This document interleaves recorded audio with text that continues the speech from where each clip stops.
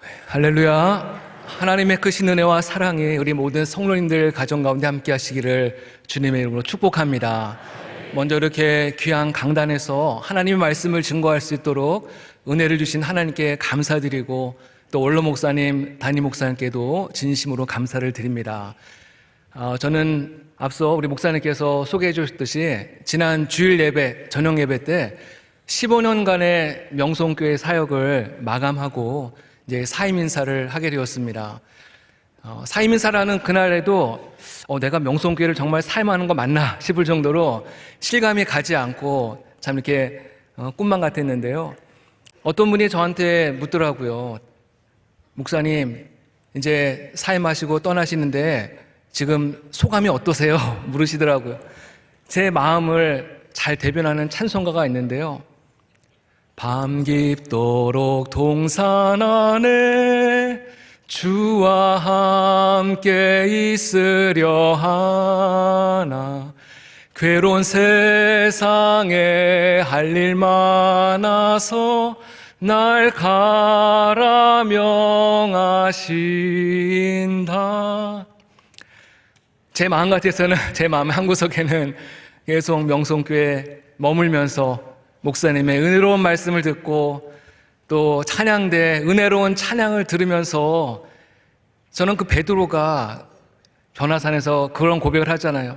여기가 좋사오니 이곳에 초막셋을 짓고 같이 살자고. 베드로가 왜 그 말을 했는지 참 이해가 가더라고요.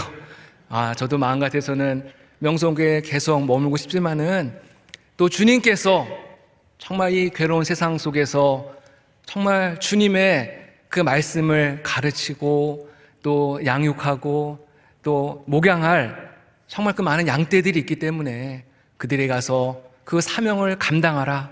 주님께서 또 길을 열어주셨기 때문에 저는 또 아멘 순종하는 마음으로 떠나게 됩니다. 여러분들도 부족한 저를 위해서 많이 기도해 주시면 감사하겠습니다. 우리 많은 목회자 여러분들이 이곳에서 이제 소위 고별 설교잖아요. 고별 설교하면서 다 그렇게 고백했듯이 저도 정말 명성교회 와서 원로 목사님과 담임 목사님 또 우리 정말 수많은 성도들에게 너무나 많은 사랑을 받았습니다. 많은 사랑의 빚을 지고 이제 그 사랑의 빚을 갚기 위해서 이제 또 멀리 청주에 있는 산남교회로 가게 되었습니다. 많은 분들이 그 교회는 성도들이 몇 명이나 모여요. 아마 다들 궁금해 하시더라고요. 아마 여러분들 많이 궁금해 하실 텐데 건물은 2009년도에 져져서 아주 굉장히 멋지게 잘 져졌는데 그 안에 성도님들은 사실 그렇게 많지는 않습니다. 코로나도 거치고 여러 가지 또 많은 사정들이 있어서 그렇게 많지는 않은데 그래서 제가 이제 한 2주나 3주 후에 부임하게 되면은 가서 할 일이 많이 있습니다. 근데 마치 하얀 도화지에다가 그림을 하나하나 그리는 그런 심정으로 모든 사역을 하나하나 이제 감당하고자 합니다. 여러분께서도 기도하실 때 혹시 제 모습이 기도 가운데 떠오르면요, 그때 잠시라도 기도해 주시면은 큰 힘이 될 줄로 믿습니다. 제가 장신대 신대원을 다닐 때 선교학 과목을 듣게 되었는데요. 그때 선교학 교수님께서 하신 말씀이 굉장히 이렇게 마음에 남아 있습니다.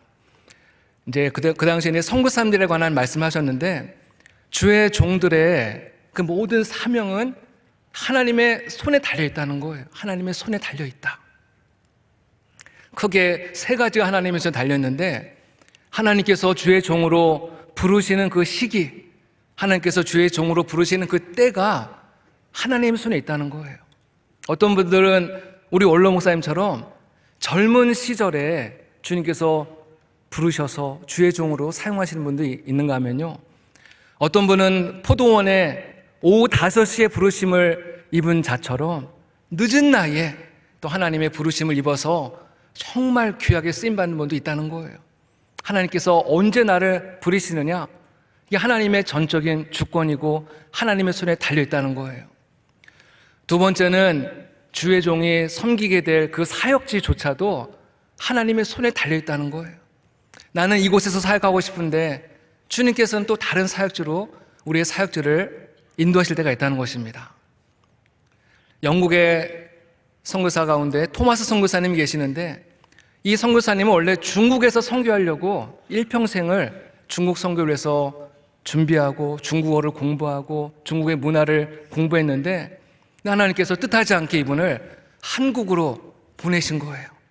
그래서 이분이 한국에 제너럴 셔먼호를 타고 오다가 대동강에서 복음도 증거하지 못하고 성경책을 던지면서 예수 믿으세요, 성경책을 던지면서 그렇게 복음을 전하였는데, 결국은 이분은 순교로 그 젊은 나이에 하나님의 또한 부르심을 입었습니다. 세 번째로, 이 사역의 열매, 이 선교사님들이나 주의 종들에게서는 이 사역의 열매가 굉장히 중요하지 않습니까? 이 사역의 열매도 하나님의 손에 달려있다는 거예요. 어떤 분은 정말 일평생 열심히 땀 흘리고 수고하고 복음을 전하고, 그래서 30배, 60배, 100배 그가 수고한 것 이상으로 엄청난 많은 결실을 보는 선교사님들이나 목회자도 있지만요, 근데 어떤 선교사님은 일평생 한 나라에서 한평생을 눈물로 씨를 뿌리고 수고하고 헌신하였지만은 이분이 사명을 마치고 모든 선교사 직분을 다 마치고 고향으로 돌아갈 때는 단 한 명만, 그것도 이 선교사님의 가정에서 일하던 가정부 한 분만 결실하고 사역을 마감한 분도 있다는 것이에요. 이처럼 주의 종은 그 모든 사역, 그 모든 사명이 하나님의 손에 달렸음을 겸손하게 인정하고 고백하고 하나님의 절대 주권 앞에 순종하는 자세로 나아갈 때 하나님의 뜻이 이 땅 가운데 이루어진다는 것이에요. 모두가 다 사도 바울과 같고 모두가 다 베드로 같이 정말 위대하게 쓰임받으면 얼마나 좋겠습니까? 근데 하나님은 우리를, 어떤 분은 정말 그런 위대한 유명한 주의 종으로 부르시기도 하지만은 또 많은 분들은 정말 이름도 없이 빛도 없이 하나님께서 우리를 부르신 그 부름의 자리에서 섬기도록 우리를 부르셨다는 거예요. 어떤 분에게는 5달란트를 주셨지만은 어떤 분들에게는 2달란트, 어떤 분들에게는 1달란트만 주신 분도 있을 겁니다. 하나님께서 나에게 얼마의 달란트를 주셨건 정말 나를 불러오신 주님의 은혜를 감사하며 겸손한 마음으로 섬길 때 하나님의 선하신 뜻이 이 땅 가운데 이루어지게 될 줄로 믿습니다.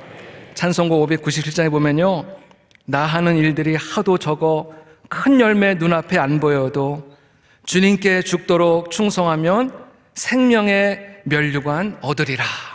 그래서 우리는 사람을 바라보고 우리의 시선을 사람에게 고정하면은 우리는 늘 실망하고 낙심할 수밖에 없지만은 우리는 항상 예수 그리스도 주님만을 바라보고 우리의 모든 시선을 주님께 고정하며 나아갈 때 우리는 어떤 시험과 어떤 침체와 어떤 위기도 넉넉히 이겨내고 우리는 천국을 향해서 담대하게 걸어가게 될 줄로 믿습니다.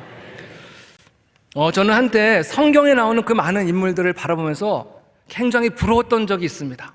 어떤 것 때문에 부러웠냐면은 성경에 나오는 그 많은 인물들은 하나님의 음성을 직접 들었잖아요. 하나님과 막 대화도 하고 하나님의 음성을 듣는 게 너무나 막 부럽더라고요. 여러분들 하나님의 음성 듣고 싶지 않으신가요?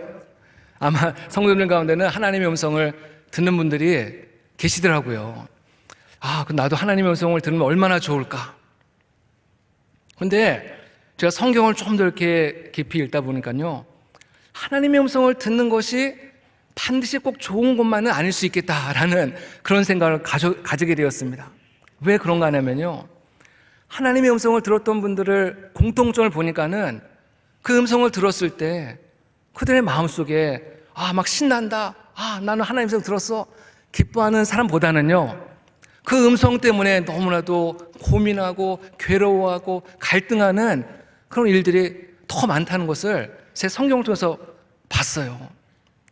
창세기 12장에 보면 하나님께서 아브라함을 부르시잖아요. 너는 너의 본토 친척 아버지의 집을 떠나서 내가 너에게 지시할 땅으로 가라. 지시한 땅도 아닙니다. 지시할 땅, 아직 어떤 땅이라고 딱 지명한 것도 아닌데 얼마나 막연하고 얼마나 두렵겠습니까? 이때 아브라함의 나이가 75세였는데요. 이제 모든 것을 익숙해지고 안정된 삶을 추구해야 될 바로 그 시기에 하나님께서 아브라함을 부르셔서 정말 생전 알지도 못하는 생소한 땅으로 가려고 할 때, 성경에는 그냥 아브라함이 하나님의 말씀을 따라 순종했다 그렇게 한 줄로 표현되어 있지만은 그 안에서 얼마나 많은 갈등과 고민과 저항과 이런 마음들이 있었을까. 여러분, 하나님께서 모세를요 호렙산에서 부르시지 않습니까? 호렙산에서 부르셔서 그 불타는 떨기나무 가운데서 부르셔서 너는 정말 그 애굽 땅에서 고통당하고 신음하고 탄식하는 내 백성을 구원해내라. 하나님께서 그 말씀을 하셨을 때 모세의 반응이 어땠습니까? 할렐루야, 하나님 감사합니다, 이제 드디어 찾아오셨군요. 막 기뻐하고 그랬습니까? 아니죠. 모세의 반응은 정반대였습니다. 모세의 반응은 아마 이러했을 거예요. 하나님, 왜 하필이면 저입니까? 하나님, 도대체 나한테 왜 이러십니까? 나는 나이도 많고 늙었고 허리도 아프고 또 눈도 침침하고 말도 제대로 못하고 저는 능력도 없습니다. 하나님, 왜 하필이면 저입니까? 하나님, 좀 보낼 만한 사람을 좀 보내시면 안 됩니까? 얼마나 하나님과 막 계속 저항을 하고 밀당을 하잖아요. 그래서 하나님의 음성을 듣는 게 꼭 그렇게 좋은 일만은 아니구나. 여러분, 이 요나는 가장 이제 클라이막스인데요. 이 요나 하나님께 음성을 듣잖아요. 너는 저 죄악의 도시 니느웨에 가서 회개의 말씀을 선포하라. 근데 요나는 어떠합니까? 저 정말 악한 도시, 저 니느웨가 하나님의 심판을 받아서 망해야 되는데 곳에 가서 회개의 말씀을 전하다가 저 사람들이 정말 회개하면 어떡하지? 요나는 그것이 너무나 싫었어요. 그래서 하나님 말씀, 하나님의 얼굴을 피하여서 니느웨와는 전혀 정반대 방향인 다시스를 향하는 그 배를 타고 가다가 정말 죽을 고생을 하고 나중에 다시 회개하고 니느웨로 가지 않습니까?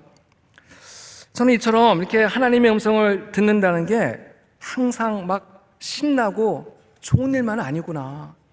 하나님의 그 음성으로 인해서 정말 내가 정말 원치 않는 길을 가야 될 수도 있고, 하나님의 그 음성 때문에 정말 내가 하기 싫은 일을 억지로 해야 될 그런 순간도 온다는 거예요. 여러분, 그런데 중요한 사실은요, 하나님의 음성을 들었던 모든 주의 종들은 처음에는 저항하고 반항하고 막 갈등하고 나 못 가요 계속 그랬지만은 나중에는 어떻게 했습니까?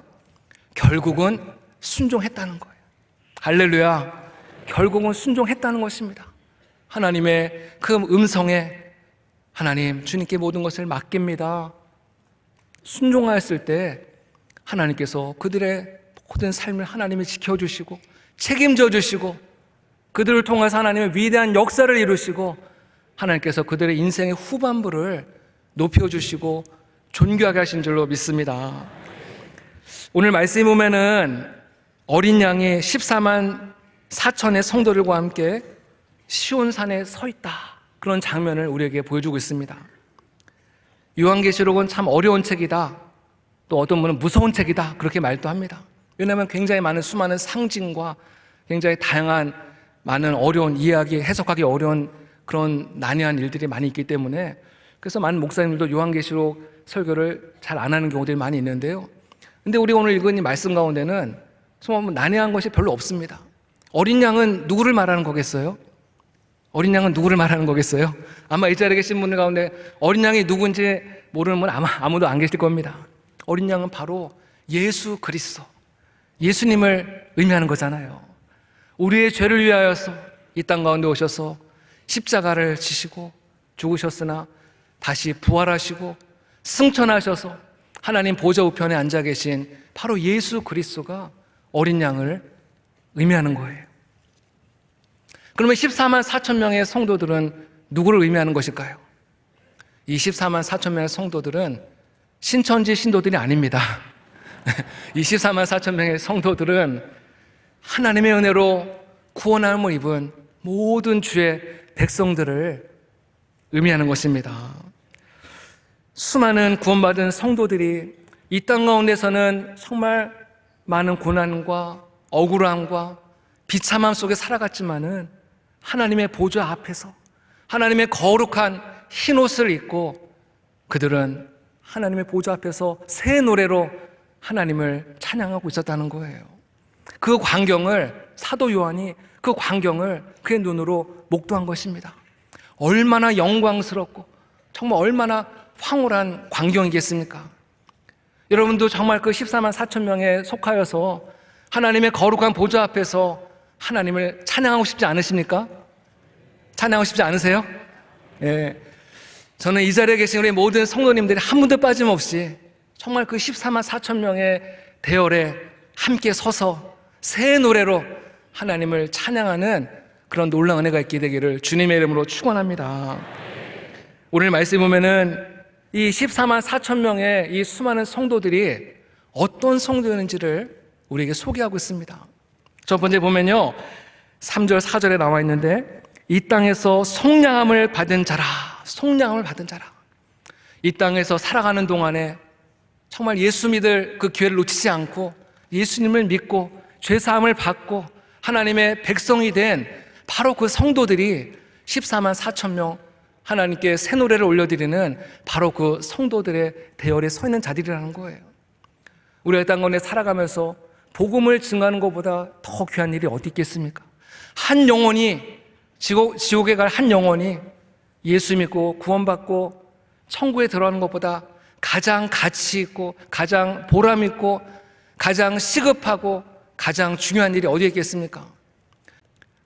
정말 한 영혼이 주 앞으로 돌아오는 것, 구속, 곧 죄사함을 받고 어린 양의 그 피로 하나님의 자녀가 되고 하나님의 백성이 되고 천국의 백성이 될 때 하나님께서는 너무나도 기뻐하시고 예수님은 그 보좌에 앉아 계신 예수님은 그 한 영혼을 영접하기 위해서 벌떡 일어나셔서 그 영혼을 주님 품으로 인도하시고 그 품에 품으신 줄로 믿습니다.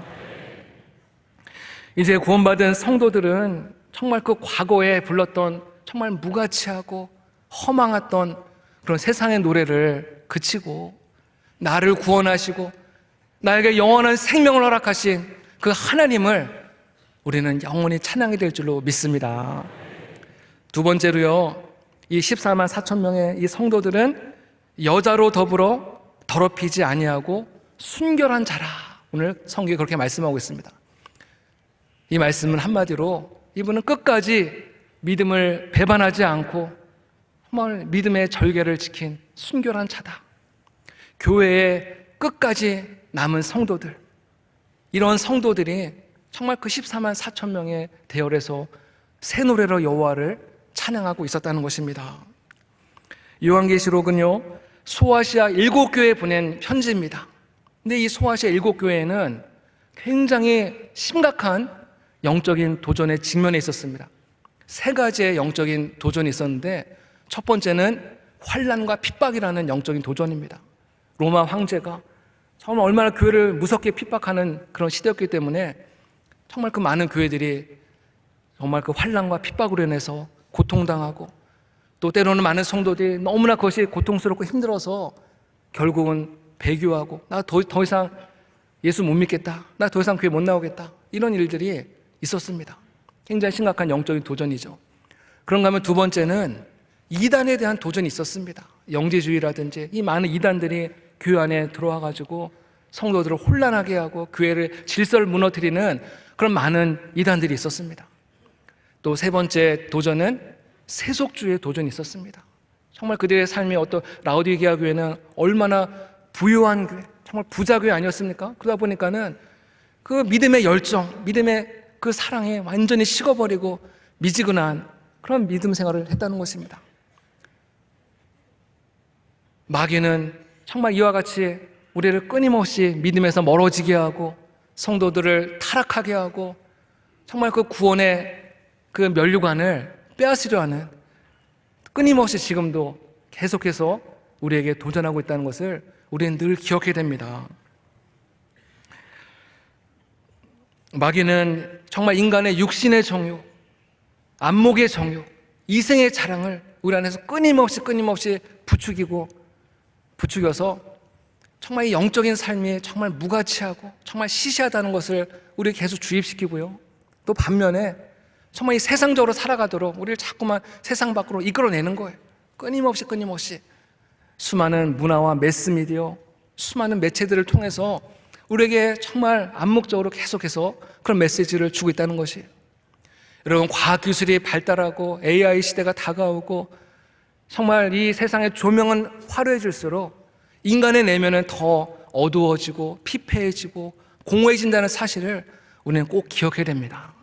그래서 우리는 그럴수록 더 하나님 앞에 기도하고 하나님을 찾고 하나님께 돌아가야 될 줄로 믿습니다. 무엇보다 우리 성도들은 끝까지 믿음의 순결을 지켜야 될 줄로 믿습니다. 믿음의 순결. 물론 우리 성도들도 이 세상을 살아가다 보면은 우리의 믿음이 흔들리고 또 우리도 죄에 넘어질 수 있고 우리의 거룩한 옷이 더럽혀질 수 있습니다. 우리는 그때마다 정말 주님의 그 거룩한 보혈의 샘에 나와서 우리의 더러워진 그 옷을 깨끗하게 씻고 다시 은혜의 보좌 앞으로 나아갈 때 주님이 우리를 다시금 받아주시고 맞이해 주시고 우리에게 새로운 은혜를 주시는 줄로 믿습니다. 세 번째로 이 14만 4천 명의 성도들은 어린 양이 어디로 인도하든지 따라가는 자라 말씀하고 있습니다. 내가 예수님을 믿기 이전에는 내가 원하는 대로 마음대로 살았습니다. 내가 가고 싶은 거, 내가 먹고 싶은 거, 내가 만나고 싶은 사람 아무하고나 다 만나고 자기 멋대로 자기 마음대로 돌아다니고 그렇게 살았습니다. 어떤 것을 결정할 때도 어떻게 하면 내가 더 높아질까? 어떻게 하면 내가 더 성공할까? 어떻게 하면 내가 더 출세할까? 어떻게 하면 내가 더 잘 될까? 항상 자기중심적으로 모든 것을 결정하고 선택하였습니다. 그러나 예수 그리스도를 내 삶의 주인으로 영접하는 순간에 우리의 모든 관심과 우리 모든 것이 달라지는 거예요. 정말 주님의 뜻이 어디에 있을까? 내가 이렇게 지금 살아가는 거, 내가 지금 이곳에 가는 거, 내가 이 사람을 만나는 거, 이게 정말 주님이 기뻐하시는 것일까? 한 번 더 생각하게 된다는 것이에요. 내가 하나님의 자녀인지 아닌지를 분별하는 기준이 있습니다. 내가 중요한 것을 결정할 때, 중요한 것을 선택할 때 내가 정말 하나님께 한번 묻고 하나님 뜻을 구하고 하나님의 인도하심을 받느냐, 아니면 그냥 내 뜻대로 내 마음대로 그냥 쉽게 결정하느냐. 로마서 8장 14절에 보면 이런 말씀이 있습니다. 무릇 하나님의 영으로 인도함을 받는 사람은 곧 하나님의 아들이라. 하나님의 영으로 인도함을 받는 사람, 모든 것을 결정할 때 내가 좋은 대로 내가 원하는 대로 결정하는 것이 아니라 하나님의 영의 인도함을 받으면서 기도하는 가운데서 결정하고 선택하는 사람, 이 사람이야말로 하나님의 자녀라는 거예요. 성경에 보면은 아브라함의 조카 롯이 나오지 않습니까? 이 롯은 중요한 것을 결정할 때 세상적인 기준으로 모든 것을 결정하고 판단했다는 것입니다. 그래서 세상적으로 볼 때 가장 화려하고 아름다웠던 소돔과 고모라 성을, 그 도시를 선택하였고, 그 결과 그 롯은 모든 것을 다 잃어버리지 않습니까? 그 소돔과 고모라 성이 동성연애로 인하여서 그 성에 타락하고 온갖 부패함이 그 땅을 뒤덮고 있을 때 하나님께서 불과 유황으로 그 성을 심판할 때 그래도 하나님께서 아브라함을 생각하셔서 롯의 가족들을 그곳에서 빠져나오게 했지 않습니까? 근데 그나마 또 두 사위는 그곳에서 나오지 않고 그곳에 멸망당했고, 또 그나마 또 같이 따라 나왔던 아내도 정말 그 세상에 대한 미련을 버리지 못하고 그 소돔성을 되돌아봤다가 소돔 기둥으로 변하고 말지 않습니까? 모든 것을 다 잃어버린 거예요. 하나님의 백성들은 항상 하나님의 영의 인도함을 받으며 살아가야 될 줄로 믿습니다. 하나님께 쓰임받았던 사람들은 항상 하나님의 영으로 인도함을 받았습니다.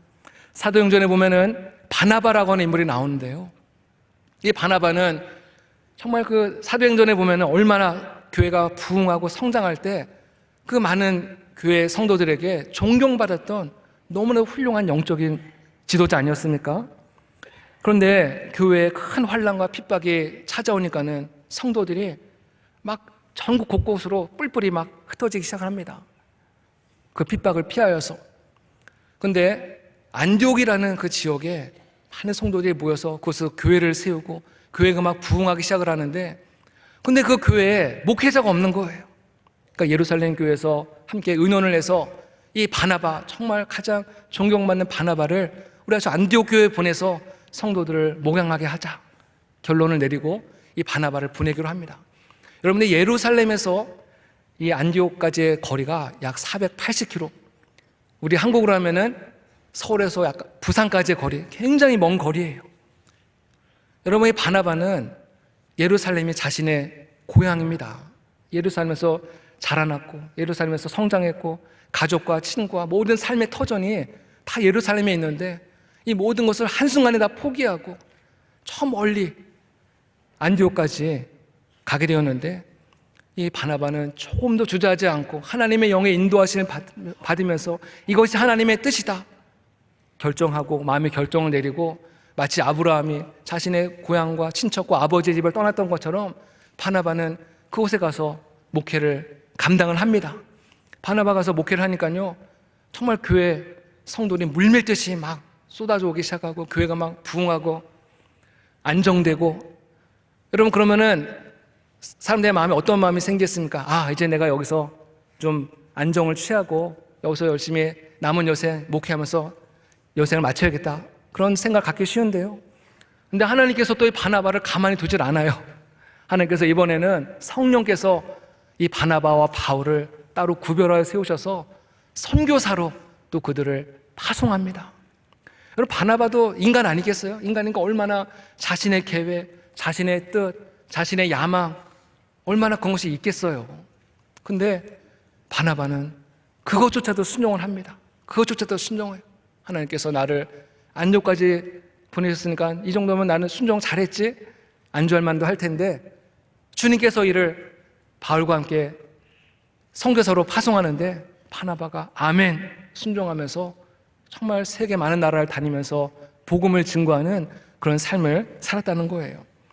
바나바는 훗날에 이 사도 바울의 그 영향력이 점점 커지고 또 바울과 서로 약간 의견 차이로 인해서, 의견 충돌로 인해서 결국에 바나바는 사람들에게 잊혀진 존재가 되었지만은 하나님은 이 바나바를 결코 잊지 않고 바나바를 기억하시고 생명록에 그 이름을 기록하시고 정말 생명의 면류관을 허락하신 줄로 믿습니다. 제가 명성교회에서 받은 은혜 중에 하나가 있다면은 신방을 다니면서 정말 많은 성도들의 은혜 받은 간증을 제가 들을 수 있었다는 거예요. 오늘 원래 새벽을 깨우는 가정에 간증 순서가 있는데 간증이 없잖아요. 그래서 제가 이 간증을 대신하겠습니다. 예. 원로 목사님께서도 몇 번째 말씀 전하셨는데요, 지금 은퇴하신 안수지 사님이세요. 이분이 대기업에 이제 임원으로 근무하실 텐데, 한 번은 이분이 일하는 부서에 이제 새로 위에 사장님이 새로 부임해서 오셨는데, 이 사장님은 그렇게 술을 좋아하셔가지고 밤만 되면은 막 술자리를 갖는 거예요, 그 직원들과 함께. 근데 이 집사님은 명성교에서 훈련을 받았기 때문에 술자리를 아예 가지를 않았어요. 가지를 않았습니다. 또 더 나가서 이 회사가, 이 기업에서 굉장히 어떤 중요한 일이 있을 때는 안전사고 일어나면 안 되니까는 꼭 고사를 지냈어요. 고사 지내면 가장 먼저 떠오르는 게 뭐예요? 네? 돼지머리. 돼지머리를 올려놓고 그 앞에 다 절을 하는 거예요. 근데 이분은 명성교에서 또 얼마나 신앙훈련을 잘 받아서 그 돼지머리 앞에 절을 안 한 거예요. 돼지머리 앞에 절을 해야지 윗사람한테도 잘 보이고 또 승진할 수 있고 기회가 오지 않겠어요? 여러분 생각해 보세요. 지금 술자리에도 가지 않았고 돼지머리 앞에 절도 안 했어요. 이러면 사회에서 소위 뭐라고 말합니까? 찍혔다고 하죠. 찍혔다고 하죠. 그래서 이분을 많은 동료들이 걱정하면서, 야, 너 이제 찍혔다, 너 이제 아마 곧 잘릴지도 모르겠다, 너 어떡하냐. 나중에 얘기 들어보니까는 이 집사님과 이 권사님, 이 부부가 잘릴 걸 아예 각오를 했대요. 아, 이제 우리는 이제 해고되겠구나. 그래서 정말 기도했대요. 간절히 기도했대요. 여러분, 근데 참 반전이 일어나는 거죠. 이분이 정말 잘릴 거라고 옆에서 걱정하던 동료들은 한 사람, 두 사람씩 다 직장을 이제 떠나가게 되는데, 이분만 끝까지 남았을 뿐만 아니라 다른 계열사에 또 대표 이사가 되셔가지고 은퇴할 때까지 끝까지 그 일을 감당하다가 은퇴하시고 지금 잘 살고 계시다는 예, 그런 이야기를 들으면서 너무나 참 은혜롭다. 너무나 참 그런 얘기를 들으면요, 참 저에게 마음이 뜨거워지고 너무 참 감사해요. 얼마나 감사한 일인지 모릅니다. 비록 우리가 성도들이 믿음 생활하는 가운데서 이런 반전이 없을 수도 있어요. 이런 반전이 없을 수도 있습니다. 실제로. 그렇다 할지라도 우리 성도들은 정말 세상의 권력과 세상의 힘을 따라가는 것이 아니라 우리는 항상 어린 양, 예수 그리스도께서 어디로 인도하시든지, 어린 양이 인도하시는 곳이 내가 좋아하고 내가 기뻐하고 내가 원하고 바라는 곳일 수도 있지만은 정말 내가 전혀 원치 않고 정말 예정에 없었던 나를 당황하게 만드는 그런 곳이라 할지라도 어린 양이 어디로 인도하시든지 그곳을 따라갈 때 거기에 하나님의 능력이 나타나고 하나님의 영광이 나타나고 하나님의 선하신 뜻이 나타날 줄 믿습니다. 이제 말씀을 마무리하고자 합니다. 이제 새로운 한 해 2024년도가 시작되었습니다. 저를 비롯해서 우리 모든 성도님들은 2024년도 한 번도 가보지 않은 그 길을 가게 될 것입니다. 한 번도 가보지 않은 길을 간다는 것은 설레이고 기대도 되지만은 한편으로는 너무나 두렵고 걱정과 염려가 엄습할 때도 많이 있습니다. 하나님께서 저와 여러분을 어떤 길로 인도하실지 아무도 모릅니다. 아무도 몰라요. 저는 청주에서 새로운 사역지로 내려갈 텐데 하나님께서 어떻게 일하실까 정말 기대도 되지만은 내가 잘할 수 있을까? 제가 나가기 전에는 하나님 저 언제 시집가요? 저 빨리 내보내주세요. 이렇게 기도했는데 막상 그 순간이 오니까요 굉장히 두려운 거 있죠. 하나님께 기도하면서 하나님의 인도하신 가운데 나가기 원합니다. 제가 바라기는요, 주님께서 저와 여러분의 길을 가장 선한 길로 인도해 주시기를 소망합니다. 제가 바라기는 저와 여러분이 어린 양이 어디로 인도하든지 정말 그 길에 아멘 감사하고 순종하며 그 길을 걸어가는 저와 여러분이 되기를 소망합니다. 선한 목자 되신 하나님께서 우리와 늘 동행하시고 세상에 줄 수 없는 참된 위로와 평안과 소망과 놀라운 축복, 이 세상에서 채울 수 없고 이 세상에서 경험할 수 없는 하나님의 놀라운 은혜로 하나님께서 채우실 줄로 믿습니다.